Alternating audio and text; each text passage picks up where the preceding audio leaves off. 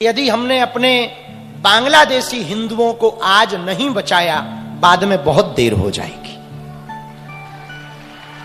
जय श्री राम, जय बख्शो। हम देख सकते हैं पूज्य महाराज जी जो बांग्लादेश में हिंदुओं के ऊपर अत्याचार हो रहा है, हिंदुओं को सताया जा रहा है, उनको जिंदा जलाया जा रहा है, उस पर महाराज जी ने भारत सरकार से यानी मोदी जी से ये अपील की है कि उन हिंदुओं को भारत में आने दिया जाए। यहाँ जो जितने भी रोहिंग्या मुसलमान हैं उनको यहाँ से भगाया जाए।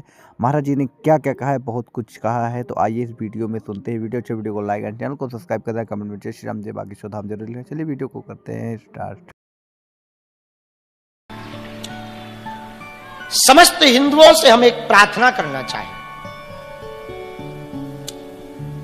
सरकार प्रत्यक्ष रूप से अथवा अप्रत्यक्ष रूप से ही सही, पर बांग्लादेशी हिंदुओं का यदि अभी संवर्धन संरक्षण नहीं किया तो बांग्लादेश में हिंदू खत्म हो जाएगा और उसका असर भारत में आएगा और भारत में हाल बेहाल हो जाएगा।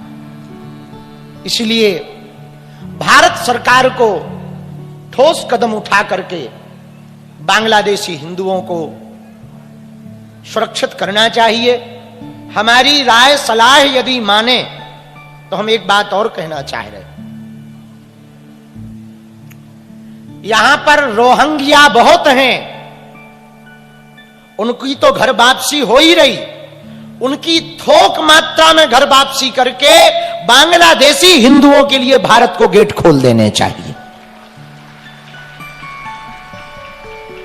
शरणार्थियों को वापस उनके देश छोड़कर अपने हिंदू भाइयों को भारत में बुला लेना चाहिए। इससे बेहतर कदम शायद कोई नहीं होगा। जोर से बोलो सीताराम, और जोर से बोलो। हाथ वज्र अरु, हाथ में वज्र का मतलब है हिंदुओं कान खोल के सुनो, माला और भाला साथ में रखो।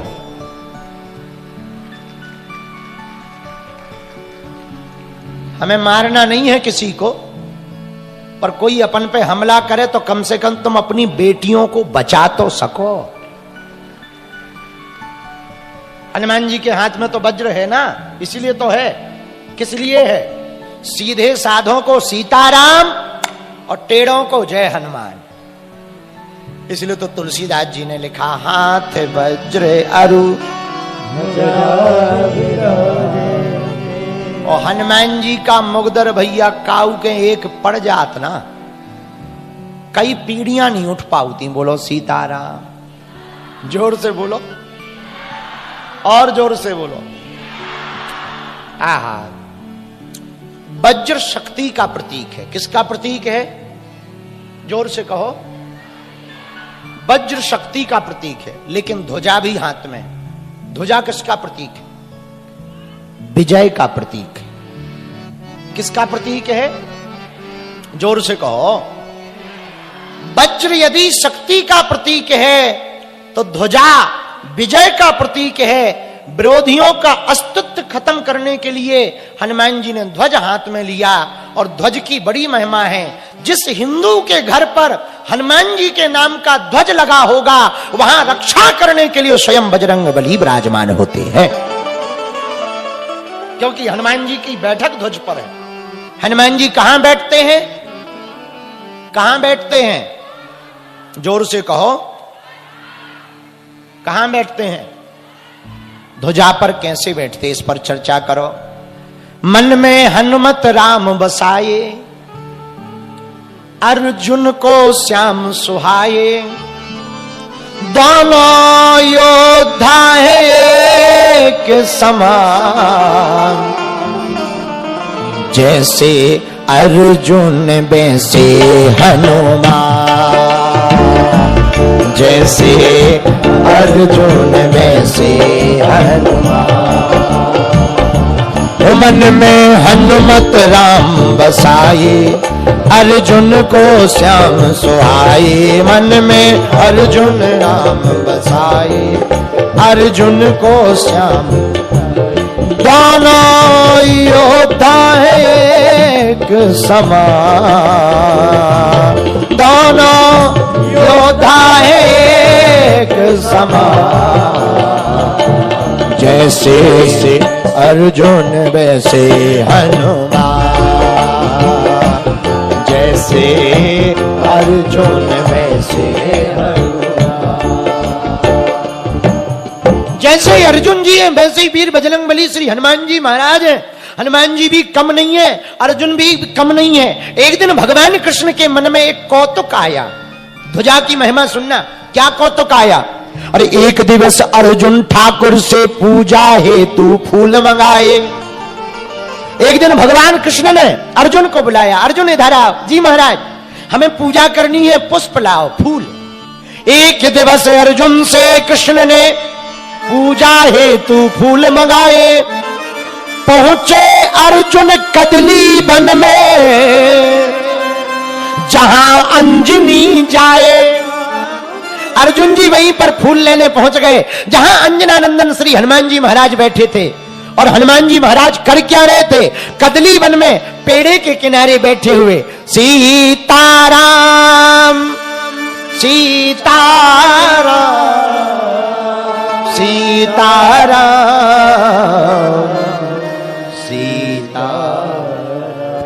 सीताराम सीताराम सीताराम सीताराम सीताराम सीताराम कर रहे थे। उसी समय अर्जुन जी आ गए।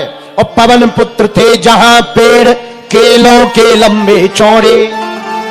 पवन पुत्र थे जहां पेड़ केलों के लंबे चौड़े।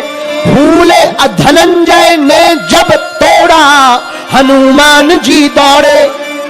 जैसे ही अर्जुन जी आए, उन्होंने एक फूल तोड़ लिया और फूल तोड़कर अपनी डोली में डाला। दूसरा तोड़ा, डाला। तीसरा तोड़ा, डाला। आहा,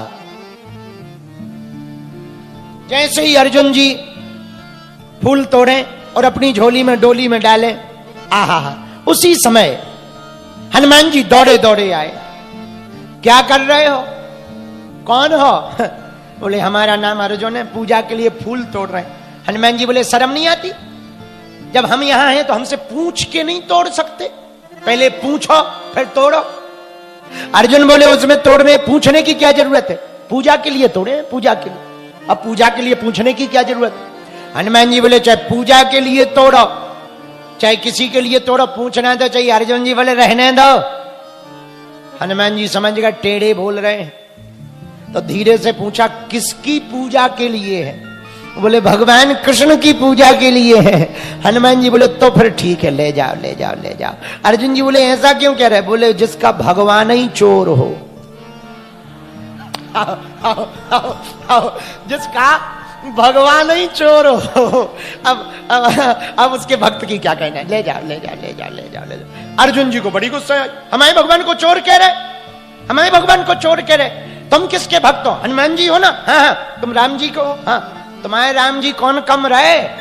हनुमान जी बोले हमारे राम जी क्या रहे? बोले वाह, तुम्हारे राम जी इतने ही बलवान थे तो बंदरों से पुल बनवाते, दम होती तो धनुष बाण चलाकर, तीर चलाकर बाणों का पुल्ला बना देते। हनुमान जी बोले एक बात बोले। बोले बोलो। बोले हमारे जैसे अनेक बलशाली बानर पुल पे चले, वो बाण के पुल पे नहीं चल पाते, पत्थर के ही चाहिए थे, वरना पुल टूट जाता। अर्जुन बोले रहने दो, फिर तुम्हारे भगवान से तीर चलाना नहीं आता है, हम मजबूत ऐसा बना देंगे तुम्हारे जैसे हजारों बानर निकल जाएंगे, कुछ नहीं होगा। हनुमान जी बोले लगा लो सर। अर्जुन जी बोले तैयार है। हनुमान जी बोले शर्त क्या है? अर्जुन जी बोले सुनो, हम पुल बना रहे और तुम चलो, बाण का तीर का, हम बाणों का पुल बनाते हैं, तुम चलो। यदि टूट गया तो हम चिता पे लेट करके मर जाएंगे, जल जाएंगे आज ही, और यदि नहीं टूटा तो क्या करोगे? हनुमान जी बोले जो तुम कहोगे सो हम करेंगे। बोले लगी सर? बोले लगी। हनुमान जी बोले तैयार है। अर्जुन जी बोले ठीक है। बाण की वर्षा की अर्जुन ने, बाण उठाया, बाण की वर्षा की अर्जुन ने, सागर बना समूचा, और आनन फानन में कई योजन का बांध दिया फल पुल ऊंचा। आनन फानन में कई योजन का बांध दिया पुल ऊंचा, बड़ा ऊंचा पुल बना दिया आनन फानन में। और अर्जुन जी हनुमान जी को देख के बोले, बोले देखो पुल तैयार है। हनुमान जी बोले राम जी का बंदर भी तैयार है। सेक्टर 9 वाले हनुमान जी की हारे हारे बैठ जाओ। तो हनुमान जी के कानन कुंडलों पर चर्चा आई। गोस्वामी जी ने लिखा कानन कुंडल कुंचित केशा। अब कानन कुंडल तो समझ आ गए कि हनुमान जी के कान राम कथा सुनने के लिए ललायत हैं, इसलिए तुलसीदास जी ने उन कुंडलों की चर्चा की। बोलो सीताराम। पर कुंचित केसा का अर्थ क्या है? सुनो, केस माने होता है बाल, पर केस नहीं लिखा, केसा। इसका अर्थ क्या होता है? तो देखो, बल्कि बाबा केस भी कह सकते थे, पर केसा कहा। इसका जो अर्थ हमें समझ आया वो हम आपको कह रहे। शब्दकोश में केस का अर्थ लाज बचाने वाला भी होता है। शब्दकोश में केस का अर्थ लाज बचाने वाला, और हनुमान जी हैं ही लाज बचाने वाले। कितनों की लाज नहीं बचाई। कानन कुंडल कुंचित केशा। हनुमान जी ने बहुत लोगों की लाज बचाई। भगवान नाम ने बहुत लोगों की लाज बचाई। विभीषण की लाज बचाई, सुग्रीव की लाज बचाई। सुग्रीव की तो ऐसी लाज हनुमान जी ने बचाई कि पूछो ना। आहा, बाली ने सुग्रीव का पूरा आधिपत्य छुड़ा लिया, यहां तक कि लुगाई तक को छुड़ा लिया। घरवाली राज्य छुड़ाया, सम्मान छुड़ाया, घरवाली को छुड़ा लिया। राजा बन के बैठ गया और उल्टा बाली सुग्रीव को मारने का प्रयत्न करने लगा। पर बाली की पराजय हुई, सुग्रीव की जीत हुई, विजय हुई। क्यों? पूछो क्यों? बाली कौन? उसको ऐसा वरदान था कि जो भी उसके सामने युद्ध करने जाता था उसकी आधी शक्ति बाली में आ जाती। हमने ये कथा एक बार छत्तीसगढ़ में अपने चेला चंगीलाल को सुनाई। बोला गुरुजी वो बाली आज भी जिंदा है। हमने कहा कैसे? वो तो राम जी ने मार दिया था।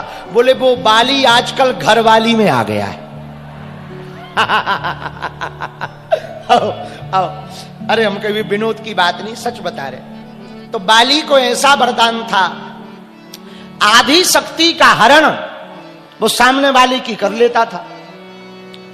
सुग्रीव डरते थे बहुत, कई बार वो पीट पीट के हड्डी पसली तोड़ चुका था। बोलो सीताराम। पर सुग्रीव की विजय हुई, बाली की पराजय हुई। देखो ये बहुत मायने रखता है कि आपका सलाहकार कौन है? ध्यान से सुनना।